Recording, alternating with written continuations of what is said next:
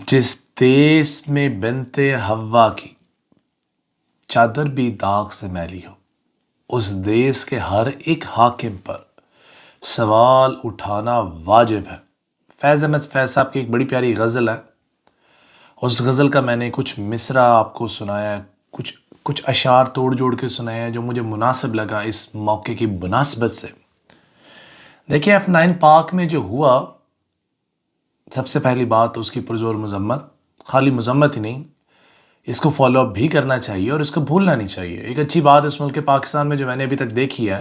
کہ اب عوام کو بھولنے کی بیماری یقیناً کم ہوگی۔ عمران خان صاحب کو ایٹ لیسٹ اتنا کریڈٹ تو ملنا چاہیے۔ باقی جو ہماری بہن کے ساتھ F9 پاک میں ہوا وہ نہ صرف قابل مذمت بھی ہے، دیکھیں آپ یہاں پہ کیا کہہ سکتے ہیں۔ جس دیس میں آپ کی پولیس فورسز آپ کو ریکمینڈ کریں کہ جہاں پہ لائٹ ہے وہاں پہ رہیں، بجائے کہ آپ تحفظ فراہم کریں، بجائے کہ جو بندہ مظلوم ہے جس کے ساتھ زیادتی کی گئی ہے، میں یہ یقیناً نہیں بولوں گا کہ اس کی عزت تار تار کی گئی ہے، اس کی عزت تار تار نہیں، اس نے اپنی عزت نہیں کھوئی، عزت اس درندے صرف انسان نے کھوئی ہے جس نے یہ واہیات حرکت کی ہے۔ اور ہماری وہ بہن کہہ رہی تھی کسی نجی پروگرام کے انٹرویو میں کہ انہوں نے بولا جو آپ میرے ساتھ حرکت کرنے جا رہے ہیں یقیناً آپ یہ سمجھیے گا یہ اپنی ماں یا بہن کے ساتھ کر رہے ہیں، اس کے باوجود وہ شخص، وہ ظالم، وہ درندہ نہیں رکا۔ خیر جس شخص نے ذہن میں ارادہ بنا لی اور جو اپنے گھر سے اس کام کرنے کے لیے نکل چکا ہے اسے آپ ایکسپیکٹ بھی کرتے ہیں۔ کیا ایکسپیکٹ کر سکتے ہیں؟ بہن کی تمیز، بیٹی کی تمیز، ماں کی تمیز تو وہ آلریڈی کھو چکا ہے۔ باقی اس ملک پاکستان میں رہی بات انصاف کی، تو انصاف کا بول بالا ہوا مجھے دکھائی نہیں دے رہا۔ یہ پچھلے 2 دنوں میں کنزیکٹیولی 2 واقعات درج ہوئے ہیں۔ ایک وہاڑی میں بس والا واقعہ، جو بیچاری یہ ہوسٹس جو ہے وہ اپنے معاشی حالات کو بہتر کرنے کے لیے، اپنے روزگار کے لیے، شاید اپنے والدین یا اپنی مجبوریوں کا پیٹ پالنے کے لیے جو گھر سے نکلی اور سارا دن مردوں کی ننگی حوث زدہ آنکھوں کے سامنے وہ لوگوں کو سرو کرتی ہے، اور بچ بچا کے اپنی عزت کو بچاتے ہوئے وہ جو گارڈ بس میں موجود ہے، جو ڈرائیور بس میں موجود ہے، جو سو کالڈ اس کا پروٹیکٹر ہے، اس پروٹیکٹر کے ساتھ تھوڑا سا محفوظ سمجھتی تھی اپنے آپ کو، آج وہ بھی بھرم ٹوٹ گیا۔ اس ملک پاکستان میں بارہا کہہ چکا ہوں، تب تک یہ حالات بہتر نہیں ہوں گے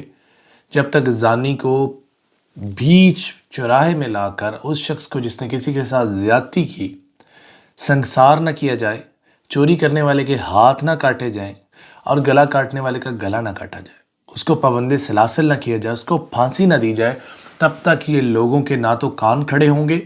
اور نہ ہی یہ لوگ کوئی عبرت حاصل کریں گے۔ اور اگر آپ چاہتے ہیں کہ اس ملک پاکستان میں قانون کا بول بالا ہو تو آپ کو ایک چیز کو فوراً ختم کرنا ہوگا، وہ ہے فیورٹزم۔ جب تک اس ملک پاکستان میں ہائر لیول پر فیورٹزم چلتا رہے گا تب تک لوور لیول تک انصاف نہیں آئے گا۔ مثال کے طور پہ اگر میں ریسورسفل پرسن ہوں اور میرے ہاتھ کہیں تک پہنچتے ہیں اور میں اس کو ضرور استعمال کروں گا، کیونکہ ظاہری بات ہے اوپر سے چین ہی کرپٹ آ رہی ہے۔ جس آفیسر سے آپ اپنا ناجائز کام کروا رہے ہیں وہ اپنی ذاتی حیثیت میں رہتے ہوئے، پرسنل پاور میں رہتے ہوئے ایک آدھا ناجائز کام تو اپنے لیے بھی کر ہی سکتا ہے۔ جب آپ نے ایک مورل سیٹ کر دیا ہے کہ آپ نے اپنے فیورٹس کو چھڑانا ہے، بچانا ہے، ان پہ کوئی FIR لانچ نہیں ہونے دینی، ان کو پابند سلاسل نہیں ہونے دینا، تو آپ اس قانون کے رکھوالے سے کیا ایکسپیکٹ کرتے ہیں جس کے ذمے یہ داری ہے، جس کے سپرد یہ اس ملک پاکستان کا قانون اور اس ملک پاکستان کے اندر ہونے والے تمام لوگوں کی جو تحفظ ہے، اس ملک پاکستان میں رہنے والے تمام شہریوں کا جو تحفظ ہے وہ اس کے ہاتھ میں ہے۔ تو پھر اب وہ آپ کس بات پہ ایکسپیکٹیشنز لگائے بیٹھے ہوئے کہ وہ اس قانون کا غلط استعمال نہیں کرے گا؟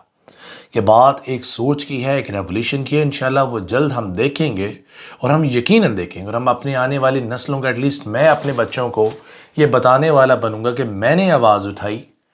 میں نے کوشش کی۔ ایک حدیث شریف ہے جس کا مفہوم ہے اگر آپ ہاتھ سے روکنے کی جسارت کر سکتے ہیں اور آپ کے پاس طاقت ہے اور برائی ہوتے آپ دیکھیں تو اس کو ہاتھ سے روکیں۔ اگر آپ ہاتھ سے نہیں روک سکتے تو زبان سے اس کو برا بلا جانیں، اس برائی کو برا کہیں اور اس برائی کی حوصلہ شکنی کریں۔ اگر آپ زبان سے بھی نہیں کر سکتے تو خدا را دل سے ہی کر دیجئے، اور یہ ایمان کا یقیناً کمزور ترین درجہ ہے۔ آج کے اس نشست میں مجھے آپ سے بس اتنی بات کرنی ہے۔ فی ایمان اللہ، خوش رہیں، آباد رہیں، اور جس شخص نے اس ملک پاکستان کا اور اس ملک پاکستان کی نسلوں کا برا چاہا، اللہ تعالیٰ اس کی نسلیں غارت